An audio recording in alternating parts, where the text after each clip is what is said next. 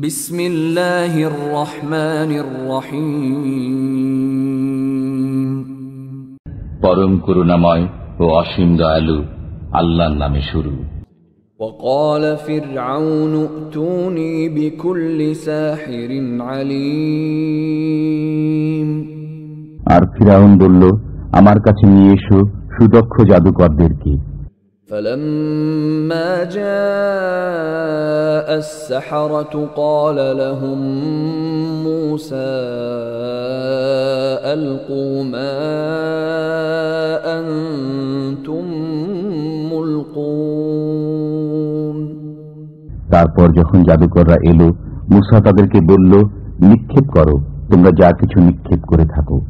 فلما ألقوا قال موسى ما جئتم به السحر إن الله سيبطله إن الله لا يصلح عمل المفسدين।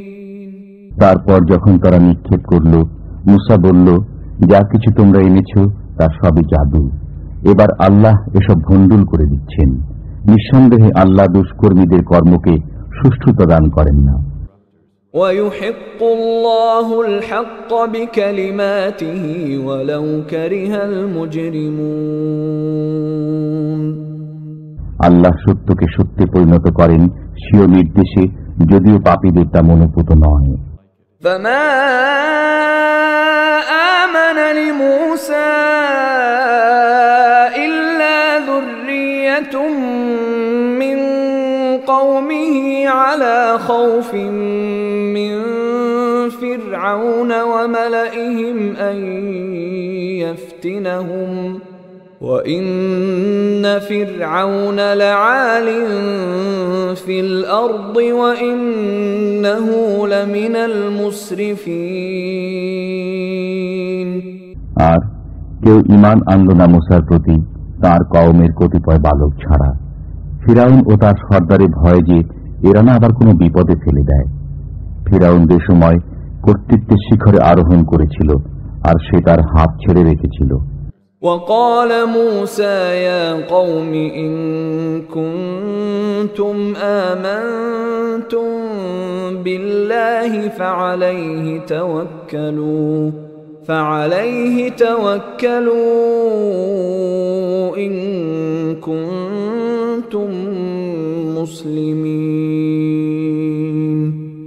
আর মুসা বলল, হে আমার সম্প্রদায়, তোমরা যদি আল্লাহর উপর ঈমান এনে থাকো তবে তারই উপর ভরসা করো, যদি তোমরা ফরমাবরদারও হয়ে থাকো। فقالوا على الله توكلنا ربنا لا تجعلنا فتنة للقوم الظالمين। তখন তারা বলল, আমরা আল্লাহর উপর ভরসা করেছি, হে আমাদের পালনকর্তা, আমাদের উপর এই জালিম কওমের শক্তি পরীক্ষা করিও না। ونجنا برحمتك من القوم الكافرين। আর আমাদেরকে অনুগ্রহ করে ছাড়িয়ে দাও এই কাফিরদের কবল থেকে। وأوحينا إلى موسى وأخيه أن تبوأ لقومكما بمصر بيوتا وجعلوا بيوتكم قبلة وأقيموا الصلاة وبشر المؤمنين। আর আমি নির্দেশ পাঠালাম মুসা এবং তার ভাইয়ের প্রতি যে, তোমরা তোমাদের জাতির জন্য মিশরের মাটিতে বাসস্থান নির্ধারণ করো, আর তোমাদের ঘরগুলো বানাবে কেবলামুখী করে, এবং নামাজ কায়েম করো, আর যারা ঈমানদার তাদেরকে সুসংবাদ দান করো। وقال موسى ربنا إنك آتيت فرعون وملأه زينة وأموالا في الحياة الدنيا ربنا ليضلوا عن سبيلك ربنا اطمس على أموالهم واشدد على قلوبهم فلا يؤمنوا حتى يروا العذاب الأليم মুসা বলল, হে আমার পরওয়ারদিগার, তুমি ফিরাউনকে এবং তার সর্দারদেরকে পার্থিব জীবনের আড়ম্বর দান করেছ এবং সম্পদ দান করেছ। হে আমার পরওয়ারদিগার, এজন্য যে তারা তোমার পথ থেকে বিপদগামী করবে। হে আমার পরওয়ারদিগার, তাদের ধন সম্পদ ধ্বংস করে দাও এবং তাদের অন্তরগুলোকে কঠোর করে দাও, যাতে করে তারা ততক্ষণ পর্যন্ত ঈমান না আনে যতক্ষণ না বেদনাদায়ক আযাব প্রত্যক্ষ করে নেয়। قال قد أجيبت دعوتكما فاستقيما ولا تتبعان سبيل الذين لا يعلمون। বললেন, তোমাদের দোয়া মঞ্জুর হয়েছে, অতএব তোমরা দুজন অটল থাকো এবং তাদের পথে চলো না যারা অজ্ঞ। وجاوزنا ببني إسرائيل البحر فأتبعهم فرعون وجنوده بغيا وعدوا حتى إذا أدركه الغرق قال آمنت أنه لا إله إلا الذي آمنت به بنو إسرائيل وأنا من المسلمين। বনী ইসরায়েলকে আমি পার করে দিয়েছি নদী, তারপর তাদের পশ্চাৎবাধন করেছে ফিরাউন ও তার সেনাবাহিনী দুরাচার ও বাড়াবাড়ির উদ্দেশ্যে। এমনকি যখন তারা ডুবতে আরম্ভ করল তখন বলল, এবার বিশ্বাস করে নিচ্ছি যে কোনো মাবুদ নেই তাকে ছাড়া, যার উপর ঈমান এনেছে বনী ইসরায়েলরা। বস্তুত আমিও তাঁরই অনুগতদের অন্তর্ভুক্ত। الآن وقد عصيت قبل وكنت من المفسدين। এখনই কথা বলছো, অথচ তুমি ইতিপূর্বে নাফরমানি করেছিলে এবং পথভ্রষ্টদেরই অন্তর্ভুক্ত ছিলে। فاليوم ننجيك ببدنك لتكون لمن خلفك آية وإن كثيرا من الناس عن آياتنا لغافلون। অতএব আজকের দিনে বাঁচিয়ে দিচ্ছি আমি তোমার দেহকে, যাতে তোমার পশ্চাৎবর্তীদের জন্য নিদর্শন হতে পারে। আর নিঃসন্দেহে বহু লোক আমার মহাশক্তির প্রতি লক্ষ্য করে না।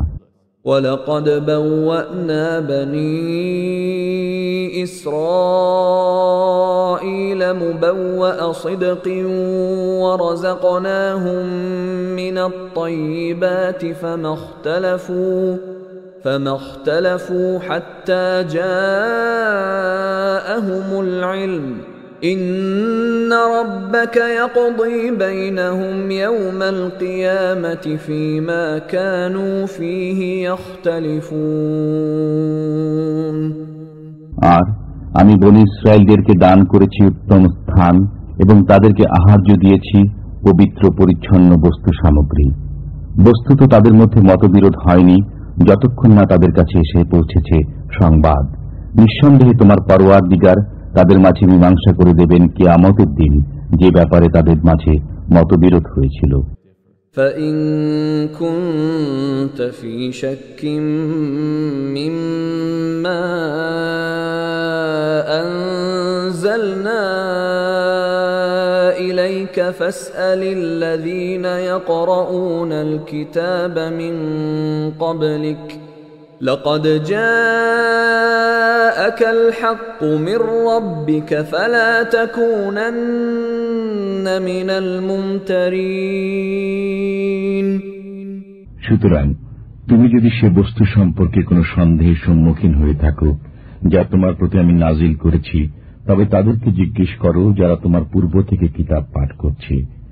এতে কোনো সন্দেহ নেই যে তোমার পরওয়ারদিগারের নিকট থেকে তোমার নিকট সত্য বিষয় এসেছে, কাজী তুমি কশ্চিনকালেও সন্দেহকারী হও না।